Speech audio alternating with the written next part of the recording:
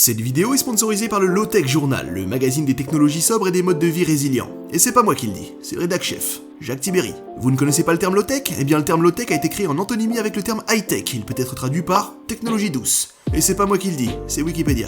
Et à vrai dire, la low-tech est un sujet passionnant, éminemment d'avenir, et qu'un média s'en empare enfin est une très bonne nouvelle. Et c'est pas moi qui le dis, c'est Thomas Marie.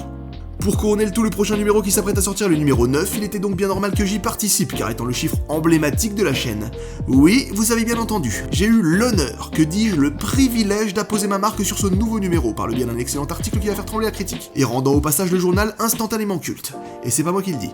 Si, ça c'est moi qui le dis. Tentative d'apporter des réponses à l'esthétique variable de la low-tech, ce généreux article de 4 pages est le nec plus ultra des articles, et peut-être le seul que j'écrirai jamais, donc faites pas les radins, c'est bon.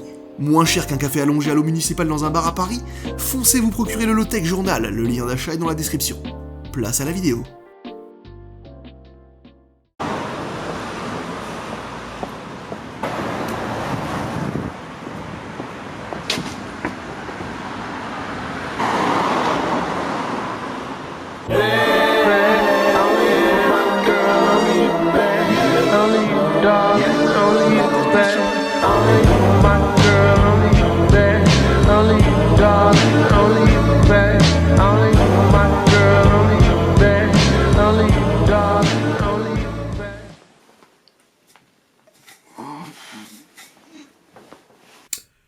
Chelou tes rêves, hein. Oh mais qu'est-ce qu'il fout là, celui-là?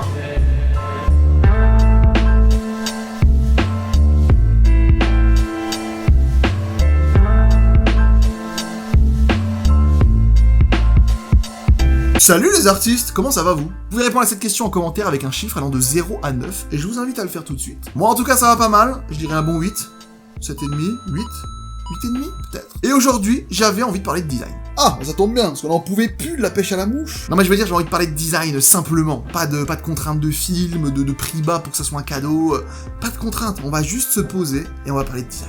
J'avais envie de parler de produits que j'avais pas encore eu l'occasion de placer jusque-là, ou que j'avais seulement évoqué, et je pense qu'ils méritent qu'on parle d'eux parce que c'est tout simplement des tueries, donc il faut en parler. Au départ, je partais sur 9 produits, mais ça devenait une contrainte, donc je me suis dit qu'on allait faire moins, parce qu'en plus ce serait trop long de toute façon, donc je me suis dit qu'on allait se contenter de 3 chefs-d'œuvre. Et c'est déjà pas mal. Je précise qu'il fait extrêmement chaud, et que c'est un véritable enfer de tourner, mais que pour vous, je le fais bien sûr. J'ai dégainé la serviette, et donc si je deviens rouge ou luisant au fil de la vidéo, c'est normal. On commence donc avec un fauteuil, et mama, quel fauteuil! Non mais pas lequel, genre quel fauteuil! J'ai nommé l'Utrecht, de Gerrit Rietveld.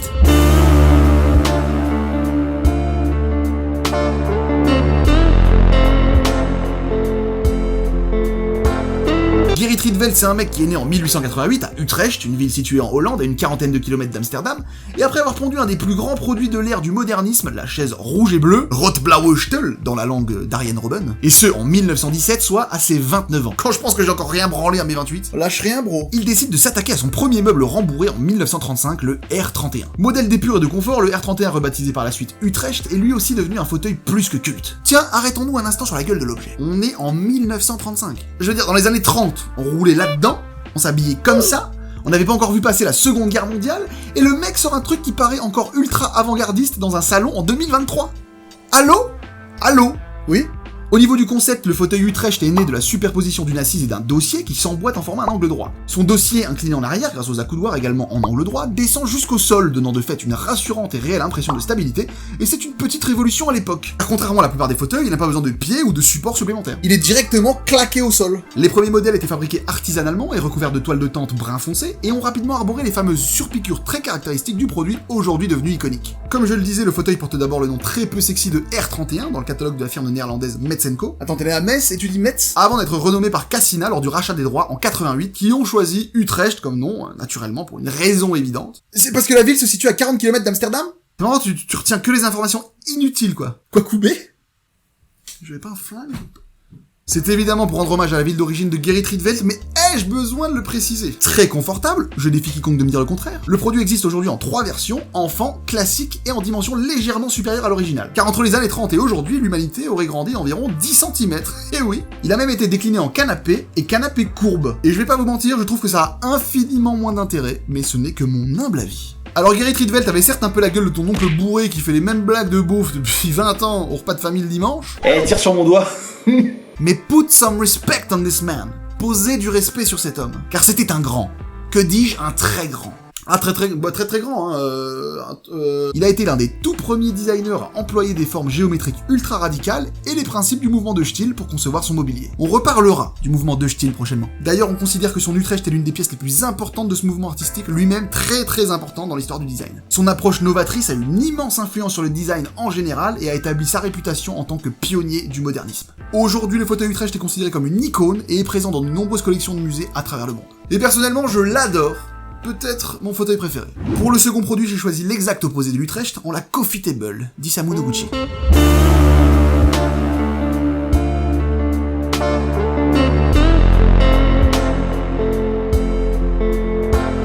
Isamu Noguchi, dont on a déjà parlé sur la chaîne via ses Prismatic Tables ou encore ses célèbres lampes Akari, est né en 1904 à Los Angeles et est le fils du poète japonais Yone Noguchi. Il fut apprenti auprès de Gutzon Borglum, que vous connaissez puisqu'il a fait ceci. Puis, il fut l'assistant du célèbre sculpteur Constantin Brancusi à Paris, qui est également une immense référence dans la sculpture. Ça ressemble à une... C'est d'ailleurs à Paris qu'il fera la connaissance, entre autres, d'un petit sculpteur encore assez méconnu, Alexander Calder. Après avoir étudié l'art du pinceau en Chine auprès de maître Kibaishi, il se rend au Japon et travaille l'argile chez le maître potier Jinmatsu Uno. Et pour l'anecdote, il sera également l'amant de Frida Kahlo. Donc le mec a un parcours initiatique, on se croirait dans Dragon Ball Z. Ah bah j'attendais clairement le moment où il a pris le Kamehameha chez maître Kaiyo. Sa carrière peut simplement se résumer par sa propre citation. Mon père, Yone Noguchi, est japonais et sa poésie est connue depuis longtemps comme étant la traduction de l'Orient pour l'Occident. J'aimerais faire de même pour la sculpture. Ce qui nous amène donc à son travail pour sa fameuse Coffee Table, car oui, il est temps d'en parler. En 1939, avec son bagage artistique bien musclé, il conçoit la table Goodyear, qui est une sculpture en bois de rose et vert très japonisante pour Hanson Conger Goodyear, fondateur et premier président du MoMA de New York. On dirait qu'il s'est inspiré du fameux retourné acrobatique de Ronaldo contre la Juve. Oui, sûrement. L'équipe de conception de la marque Herman Miller a été tellement impressionnée par l'aspect biomorphique et sculptural de la table qu'elle a recruté Noguchi pour concevoir une table similaire pour une utilisation cette fois-ci dans des résidences ou des bureaux. Ce sera la Coffee Table. Isamu Noguchi l'a considérée lui-même comme sa création de mobilier la plus réussie. Tout simplement. Notamment parce qu'elle rappelle beaucoup ses sculptures de bronze et marbre qu'il créait à l'époque et qu'elle transpose de manière authentique les éléments biomorphiques de leur langage formel. Rien compris. Elle est composée d'un lourd plateau de verre de 22 mm d'épaisseur qui repose sur une base sculptée en bois massif, elle-même composée de deux parties identiques disposées tête-bêche en angle droit et reliées par un pivot. D'ailleurs, les versions cerisier n'ont été produites que la première année et donc sont aujourd'hui très recherchées. Elle est aujourd'hui disponible en noyer, érable et frêne noire et distribuée en Europe par Vitra. Depuis sa création en 1944, elle a subi quelques légères modifications. Par exemple, le plateau a été réduit à 19 mm d'épaisseur en 1965 et la hauteur de la base augmentée, ce qui fit passer la hauteur totale de la table de 38 cm à 40 cm. Je le dis sans détour, cette table est un chef-d'œuvre. Herman Miller l'a qualifiée de sculpture utile et c'est parfaitement le cas. Je fais des guillemets avec les doigts. Malgré son coût élevé, allant de 2600 à 3600 €, elle est à elle seule la synthèse du travail de Noguchi, qui, à mon sens, a réussi sa mission de traduire l'Orient pour l'Occident via ses sculptures. Et rien que pour ça, il faut la connaître. Voire la posséder, pour ceux qui sont chauds. Ou riches. Putain, j'ai les cheveux qui perlent. Vraiment, je ne mens pas. J'ai de l'eau partout. C'est chaud, il fait chaud. Voilà, je le dis, on s'essuie un petit coup comme un Roland Garros. Et on y retourne. Penchons-nous maintenant sur la chaise de Charles Henry Eames.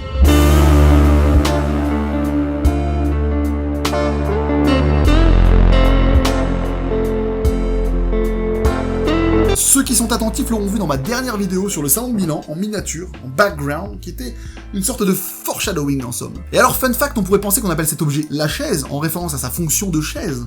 Eh bien, pas du tout. Ou plutôt pas exactement. En réalité, cette célèbre assise s'inspire de la sculpture floating figure de l'artiste franco-américain Gaston Lachaise. Et ils ont tenu à lui rendre hommage en appelant la chaise. Donc c'est un peu comme si la voiture noire chez Bugatti avait été nommée d'après un mec qui s'appelle Fabien la voiture noire. C'est précisément ça. Pour ce qui est de la floating figure, il s'agit d'une sculpture en bronze réalisée en 1927 par Lachaise, représentant une femme aux formes voluptueuses, élégamment et confortablement assise dans les airs. Tout dans cette œuvre inspire les Eames, la pose, la générosité du corps du modèle et le sentiment de flottement. Finalement, tout ce qu'on va retrouver dans leur projet de Lachaise. Et si jamais j'égare la chaise, est-ce qu'on peut dire que je perds la chaise? En tout cas, c'est là-bas que tu vas te retrouver si tu continues tes blagues insupportables. Bref, c'est en 1948 que va naître le projet dans le cadre d'un concours organisé par le MoMA de New York. L'objectif était de proposer un meuble grande consommation à bas prix pour servir les besoins d'un marché du meuble en déficit de mobilier peu coûteux et peu encombrant.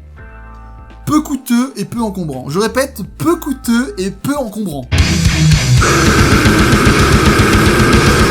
Non mais remis dans le contexte de l'époque, ça fonctionne. D'ailleurs, pour mener à bien leur projet, les IMS décident de tirer pleinement profit de la dernière innovation technique en matière de production industrielle, le polyuréthane, mis au point en 1937. Ce dernier sera jugé idéal pour la coque par les IMS qui cherchaient à rappeler les formes généreuses et sensuelles de la floating figure. En effet, le polyuréthane, par sa plasticité infinie, a permis l'obtention de cette forme très organique, chose qui serait plus difficilement réalisable et largement plus coûteuse avec d'autres matériaux, comme le bois par exemple, et qui rendrait l'objet vachement plus lourd et chiant à déplacer. Ainsi, par sa forme, la chaise permet d'adopter de multiples positions, et c'est là tout l'intérêt du produit. Depuis la position assise jusqu'à la position allongée, en passant par divers intermédiaires propices à la lecture, la détente, la conversation, ou la sieste. C'est donc en cela qu'elle joue un rôle positif dans l'encombrement d'un espace en combinant plusieurs fonctions qui nécessiteraient plusieurs meubles pour les remplir. Ça peut paraître évident aujourd'hui, mais pour l'époque, c'était un concept très novateur. Reste à retranscrire l'effet de légèreté et de flottement de la floating figure pour que l'hommage soit parfait. Pour cela, ils proposèrent un piétement simplissime, 5 tubes d'acier chromé qui reposent sur une base en bois d'érable en croix. Cette disposition assure équilibre et solidité, mais reste suffisamment minimaliste pour donner un sentiment d'élévation et garder une réelle légèreté visuelle. La chaise terminera à la 2e place du concours, la première place étant occupée par Donald Erknor avec sa side chair, qui possède un remarquable orifice en son dossier, à l'instar de la chaise. Mais comme bien souvent dans l'histoire de Top Chef, c'est le 2e qu'on retiendra. Adrien, Dany, à jamais dans nos cœurs. Et d'ailleurs, ironie du sort, sur le podium où elles sont exposées au MoMA, c'est la chaise qui occupe symboliquement la première place. Ah, c'est moche. On peut en tout cas remarquer que ce produit ayant impeccablement traversé le temps avec son aspect intemporel, arriva très tôt dans la carrière des IMS. En effet, c'est tout simplement leur second projet de mobilier, après leur gamme DCW, LCW, pour Dining Chair Wood, Lounge Chair Wood. Malheureusement pour les IMS, ils ne verront jamais la production en série de la chaise de leur vivant, qui débutera en 1991 lors du rachat des droits par Vitra, étant respectivement morts en 1978 et 1988. Icône du design organique et du design tout court, la chaise est un meuble autant qu'un manifeste esthétique. Il faudra des reins solides pour s'en offrir un exemplaire, mais je ne crois pas qu'elle ait déjà déçu qui que ce soit. Et ce n'est pas près d'arriver. Et c'est la fin de cette vidéo, et j'espère qu'elle vous a plu, parce que j'en ai méga chié à la tournée, voilà. Avec la chaleur insoutenable qu'il fait ici, franchement il fait au moins 35, mais vraiment, je pense que je déconne pas quand je dis ça, je suis trempé. D'ailleurs ça se voit pas, vous le voyez pas vous, mais je suis en slibard. Moi aussi. Donc s'il vous plaît, appréciez-la cette vidéo. Par compassion. Surtout qu'il est 2h15 du matin, et que je suis extrêmement claqué. Donc je vais aller me coucher direct. Tiens, à ce propos, comment t'as fait là au début là, avec mon rêve, pour savoir? Puis tu vas pas me dire que tu restes là assis en permanence à regarder ce que je fous quoi. Et est-ce que je suis vraiment assis là? Comment ça?